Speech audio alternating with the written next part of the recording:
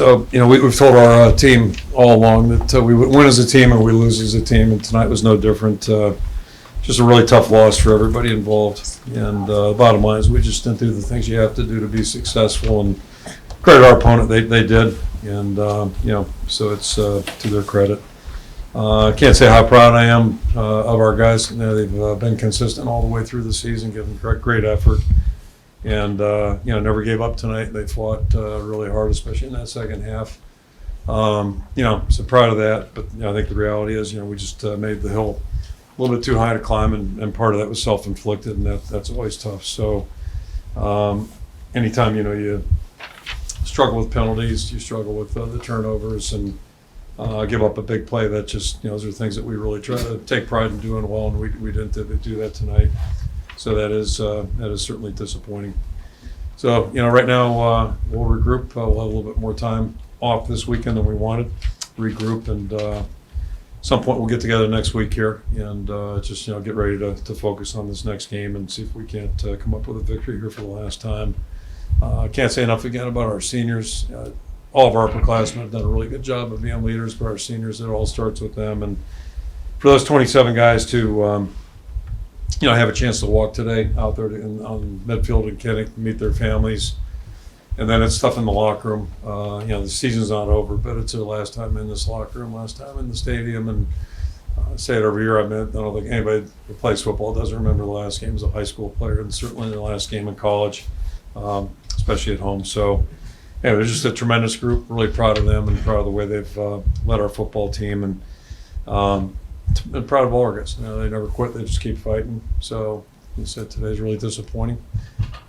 We'll get over that, and at some point we'll turn our vision to the next opportunity here. We'll throw it out for questions. Between the missed blocks, false start in the center, a lot of issues with the offensive line, how do you explain how this is still a problem in Week 12? Yeah, I don't know how many missed blocks there were.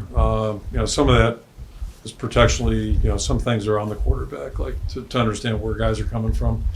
Depending on how many guys we keep in protection. Is that what you're referring to, some of the past stuff? Yeah, there's the sack on Padilla where Plum just didn't even touch the guy. Yeah, I think he's blocking in probably, right? Is that fair?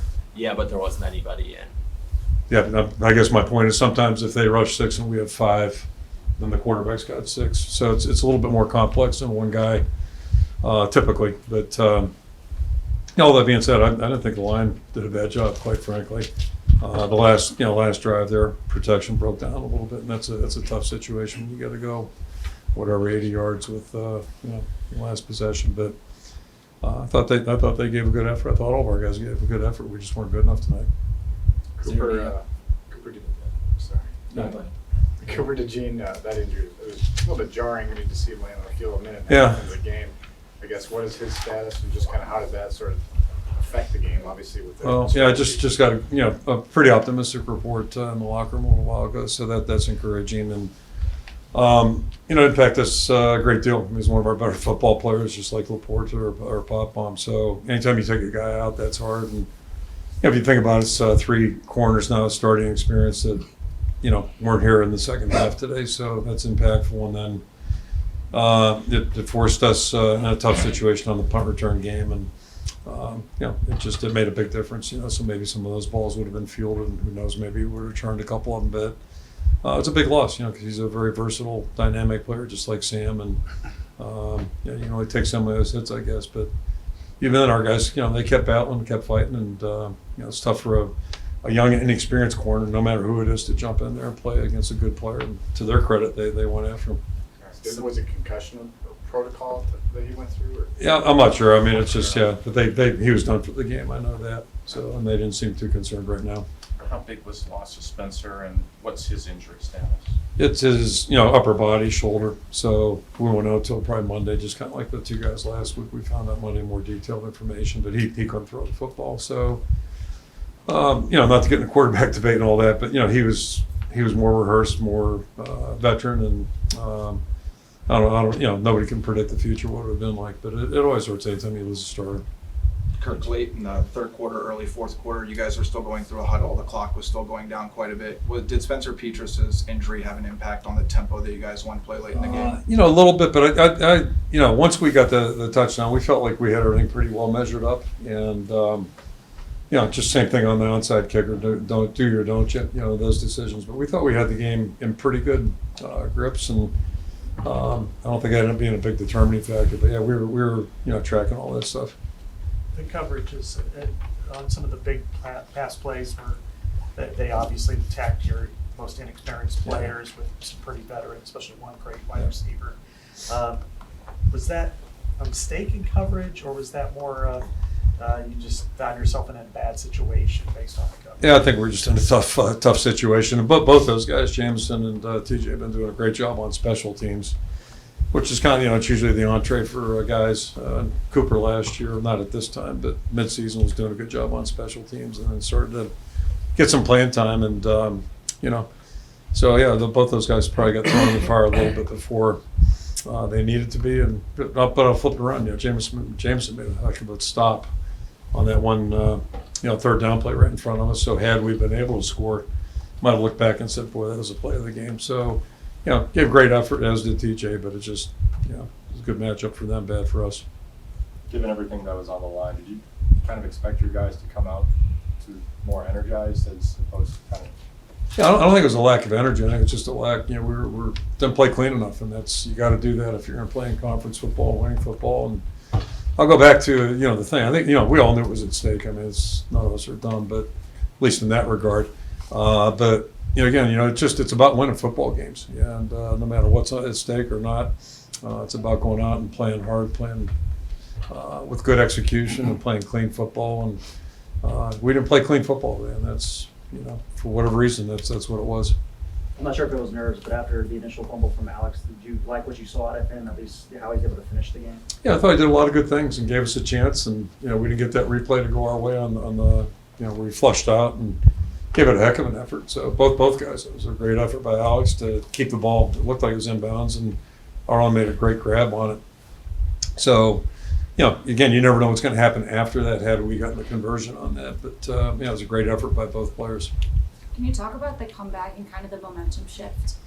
Yeah, that's you play 60 minutes, and I won't say we couldn't have played worse in the first half, but we really put ourselves in a tough position those first 30 minutes with the turnovers, penalties, and just giving up the big play. So the thing we just talked about, still 30 more minutes. Nobody can predict what's going to happen, but if we're not playing hard and not, if we give up on the thing, you got no chance. So the guys fought and really battled, and we had a couple of plays go our way and made some good, forced some good things to happen, and just came up short. But really proud of the guys' effort.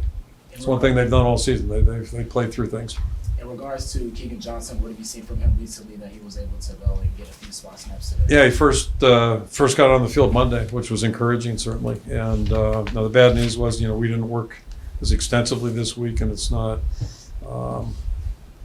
So the practices were limited. The tempo of our practices was limited a little bit, just like it is on any short week. But it's encouraging because he's back in there. He had a great attitude, and hopefully it's a step forward right now. It's the first time he's had a full week. Doesn't have much volume for obvious reasons, but it's encouraging.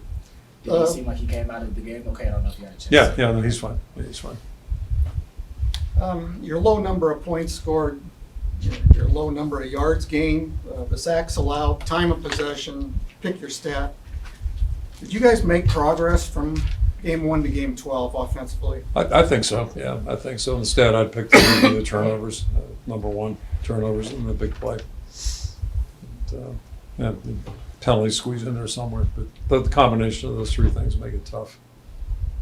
When you look at this season as a whole, how are you going to, since the bowl game's coming up, but how do you evaluate this season holistically right now? Yeah, that's something I'll do down the road. Maybe we can have more conversation next time we're together. But right. My thought right now is just about today's game and mostly how our seniors feel, but everybody involved in our team, all the players, all the coaches, everybody's invested, worked hard. And sometimes when it's bumpy, you work harder and invest more than you do when things are going a little bit better. But that's football, and you just keep pushing forward. So. One or two more? I guess the thing I'd remember is just the way the guys, like the second half, the guys don't quit. They just keep playing, keep fighting, and give ourselves, and we gave ourselves a chance today. We just didn't have enough gas in the tank to get it done. Kind of going back to Mike's point, I mean, just, we're a different team week to week, so, every week's a different story, but it's what your attitude is and how you approach the game. Off that, 3-4, 34 days ago, and down 24-0 here. Did you learn anything new about this group, not just through that 5-game stretch, but? Yeah, I mean, it just really reinforces these guys they're looking straight ahead, which is what you ask them to do. Keep your eyes up and look straight ahead. And they never surrendered, and today is a good example of that. We didn't quite have enough, but we made the climb a little harder than it had to be, I think. But yeah, I mean, they're just a great group of guys. They stay resilient, they stay positive, really care about each other, and that was evident a lot today. Just little things you see, and it's certainly evident in the locker room, and older guys with younger guys. So it's just really proud of the guys. I mean, it's just a great group to be associated with. And talking about injuries, another guy we missed today, which it's not a headline, Jay Higgins, who's been doing a good job with Justin out, and is a great special teams player for us too. So you take enough of these little hole here, a hole there. It's tough to patch it up sometimes, and today we just didn't have it. Kind of accelerates the off-season. I mean, I should say the off-season accelerated now. I mean, what's kind of next as far as, you've got recruiting is vital ongoing. Transfer portal also is probably going to be moving both directions. How are you? Are you starting that now Monday? Yeah, I mean, recruiting never stops. So it's interesting. It's probably less emphasized in December, like compared to 5 years ago. But then you get the transfer portal and all that stuff. So that's a whole different, and that's on the upward trend, if you will. So you got those things. It's just, there's always something to study and talk about and whatever. And then football-wise, the difference is last year at this time we were playing the next week, so we were, that affected our practice schedule. So, we'll go back and reference what we typically do, and then we'll give the guys some time to recover, relax a little bit, and just recharge, and then, probably emphasize more younger player work at the front end, and then as we start moving towards the bowl, then, try to get the whole team ready. John, last question. And then what's the injury with Jay Higgins? And I'm assuming you now have a month for him and the other injuries to recover. Yeah, he had I think it was a hip issue or like more muscle strain down below. It happened on Wednesday. Kind of freakish, quite frankly, and we thought maybe he'd have a chance. And then this morning they ruled him out even before we left the hotel. So I wasn't optimistic, but just kind of a freakish thing. I would imagine he'll be back sometime next week and then the other guys, the two that came out tonight, again, pretty good report on Cooper, and we'll know more on Spencer on Monday. So. All right. Okay, Thanks, thank you. Have a good everyone. weekend. Appreciate your Thank coverage. you.